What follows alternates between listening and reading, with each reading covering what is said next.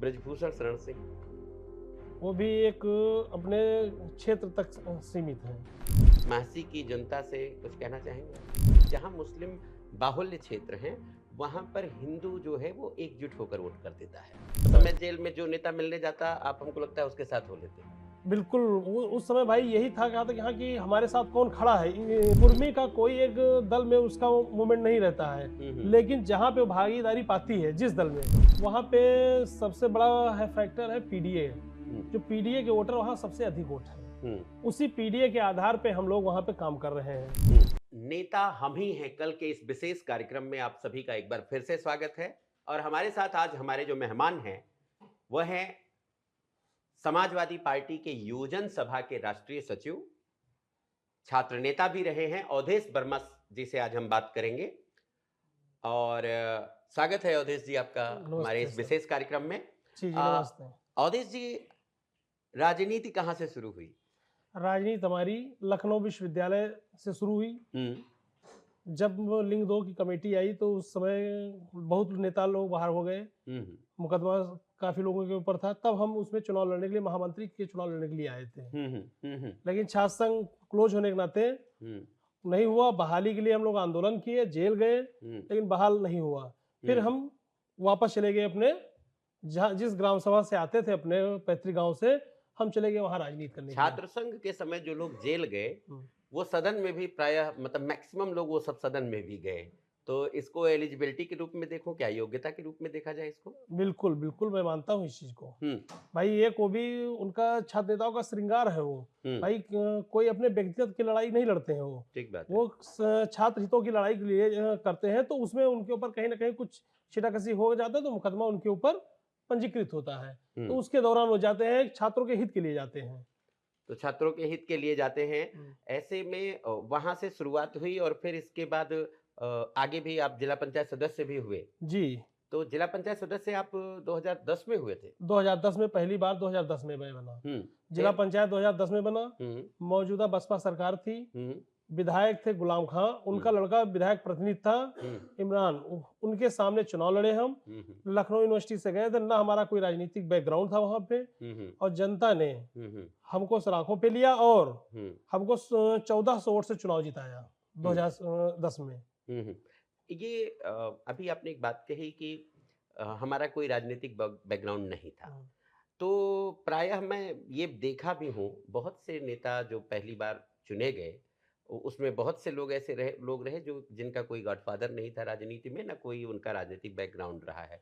तो ऐसे में माना जाए कि लोग जो है मतलब जो पहले से पॉलिटिशियन है उनको नकारती जाती है जनता और जो नए लोगों का स्वागत ज्यादा करती है, ऐसा मानूं मैं? आप भी इसको मानते हैं क्या? नहीं, कहीं हद तक माना जा सकता है, 50-50% माना जा सकता है। क्योंकि 50% भी पुराने लोग ही ज्यादातर रहते हैं, उनके परिवार के आ जाते हैं। उसमें से 50% लोग नए निकल के आते हैं। जब मैं जेल गया था छात्र संघ बहाली के समय, तो उसी समय हमारी मुलाकात जेल में हमसे मिलने गए थे माननीय अखिलेश यादव जी। जब गए मिलने, तभी से हमारा लगाव हुआ समाजवादी पार्टी का। फिर मैं समाजवादी पार्टी की राजनीति शुरू उसी समय किया था। उस समय जेल में जो नेता मिलने जाता, आप हमको लगता है उसके साथ हो लेते।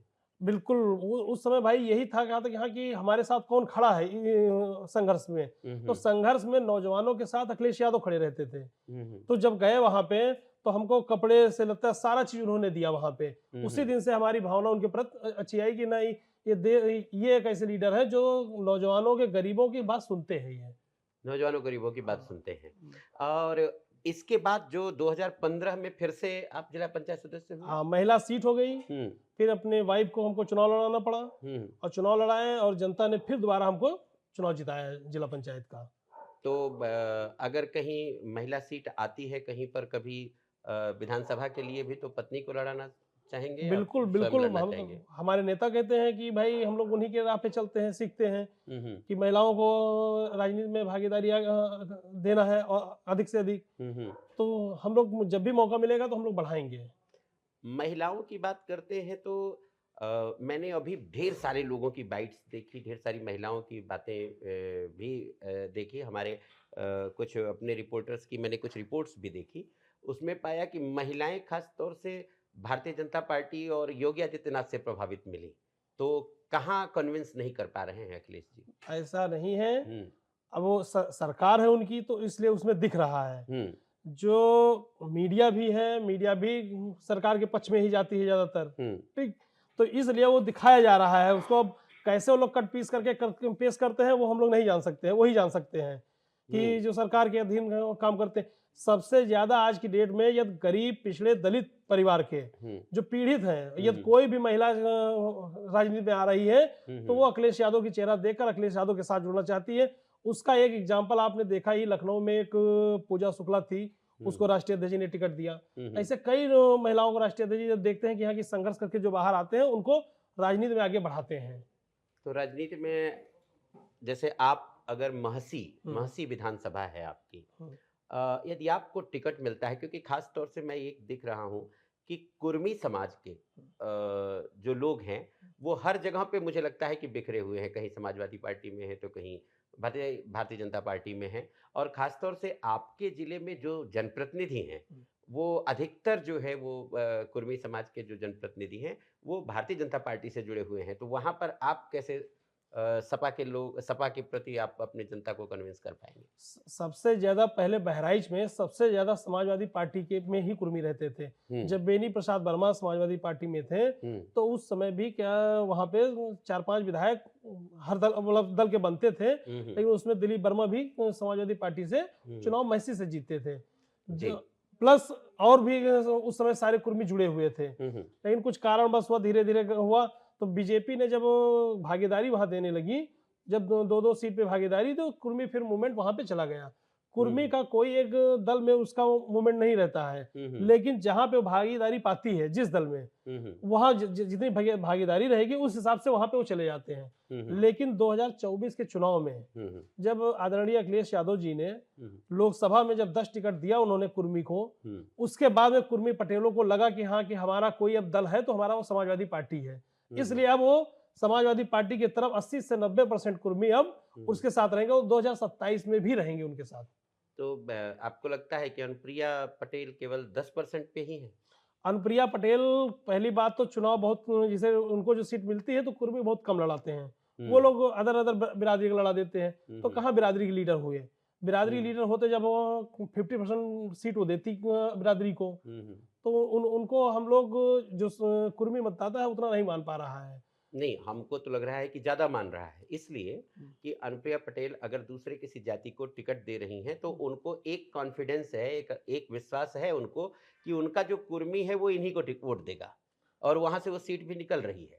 तो ऐसे में मतलब आपको क्या लग रहा है कि मतलब जो कुर्मी, आप जैसे जो भी कुर्मी हैं वो एकजुट नहीं हो पा रहे हैं, ऐसा? नहीं, हमने कहा भैया ना कि कुर्मी एकजुट नहीं हो सकता है, मतलब होता नहीं है। वो ज्यादातर जहां उसकी भागीदारी होती है उसी के साथ वो रहता है। हाँ, जो भी दल अधिक सीट देता है, ठीक है, तो उसके साथ वो अपना शिफ्ट हो जाता है। और आपको जैसे महसी जो विधानसभा क्षेत्र है, वहाँ का जातीय समीकरण क्या है जिसके आधार पे आपको लगता है कि आप जीत जाएंगे चुनाव? वहाँ पे सबसे बड़ा है फैक्टर है पीडीए। जो पीडीए के वोटर वहाँ सबसे अधिक वोट है, उसी पीडीए के आधार पे हम लोग वहाँ पे काम कर रहे हैं। पीडीए में वहाँ पे जो कुर्मी है और आपके दलित है, कुर्मी में बैकवर्ड में जैसे निषाद है, मौर्या है, लोध है, पाल है, तमाम ऐसी बिरादरी है जो छोटी छोटी बिरादरी है बैकवर्ड में, वो बहुत वहाँ पे अधिकता आया है। आप पीडीए के को अपनी शक्ति मान रहे हैं, वहीं बिहार के चुनाव के बाद लोगों का उत्साह थोड़ा सा गिरा है, ऐसा मीडिया भी कह रही है, ऐसा लोग कह रहे हैं कि अब जो है जो पीडीए की हवा थी वो निकल गई है। ऐसा नहीं है, वहाँ पे पीडीए का दूसरा मामला था, यहाँ पे पीडीए का दूसरा मामला है। अच्छा, पीडीए के भी अलग अलग प्रदेश में अलग अलग मामले हैं। हाँ, वहाँ पे पीडीए में भी नीतीश कुमार भी जी आते थे, तो इसलिए वहाँ पे हम कुछ नहीं कह सकते हैं, और ना हमारी पार्टी वहाँ चुनाव लड़ी, केवल पार्टी ने वहाँ मदद किया, समर्थन दिया था। अच्छा, एक हम अपने कार्यक्रम में एक रैपिड फायर क्वेश्चंस का जल्दी हम एक नेता का नाम लेते हैं और आपको उनके बारे में एक लाइन बोलना होता है, क्योंकि आप राजनीति से जुड़े हुए हैं तो राजनीतिक लोगों के ही हम नाम लेंगे और आपको उनके बारे में आपका अपना क्या मानना है कि वो क्या है, एक लाइन में उनके लिए कुछ बोलना है आपको। तो शुरू करें हम इसको। बिल्कुल बिल्कुल। सबसे पहले नाम लूंगा मैं योगी आदित्यनाथ। हमारे समझ से वो लीडर नहीं है। लीडर नहीं है। ब्रजभूषण शरण सिंह। वो भी एक अपने क्षेत्र तक सीमित है। शिवपाल यादव। शिवपाल यादव को सब लोग जानते हैं, चाचा के नाम से जानते हैं और प्रदेश के बड़े नेता हैं वो। अखिलेश यादव। अखिलेश यादव जी ने जो वो करके दिखाया है, वो पीडीए महानायक के तौर पे निकल गया है और देश के अंदर बहुत बड़े नेता रहेंगे। अनुप्रिया पटेल। अनुप्रिया पटेल एक दल चलाती है, उस दल की नेता है। और पल्लवी पटेल। पल्लवी पटेल हमारे दल से विधायक है, अच्छी लीडर है। अच्छी लीडर है पल्लवी पटेल। और सबकी जो अखिलेश जी की पत्नी है डिम्पल यादव। महिलाओं के प्रति जो व्यक्तित्व है उनका, हाँ। वो देश में जानी जाती हैं कि हाँ कि ये सौम्य है, सरल है, अच्छा स्वभाव है, अच्छे ढंग से अपनी बात रखती हैं और महिलाओं के प्रति उनका ज़्यादा व्यक्तित्व अच्छा रहता है। आपके पार्टी की एक विधायिका है रागिनी सोनकर। बढ़िया है, वो बहुत अच्छी विधायक है, वो वक्ता है, बोलती हैं, सदन में मुद्दे भी उठाती हैं और जनता भी उनको पसंद करती है। ओम प्रकाश राजभर। एक विश्वसनीय नेता नहीं है। डॉक्टर संजय निषाद। वो एक मास लीडर है, वो उनके पास उनके समाज की वोट रहता है उनके पास। स्वामी प्रसाद मौर्य। अच्छे नेता है लेकिन गलत बयानबाजी की वजह से समाज में उतना उनका महत्व नहीं है। और मैं जो अंतिम नेता का जो नाम लेना चाहता हूँ वह है अवधेश वर्मा। कुछ अपने बारे में बताइए। अवधेश वर्मा एक गरीब परिवार से निकल के आए हैं जी।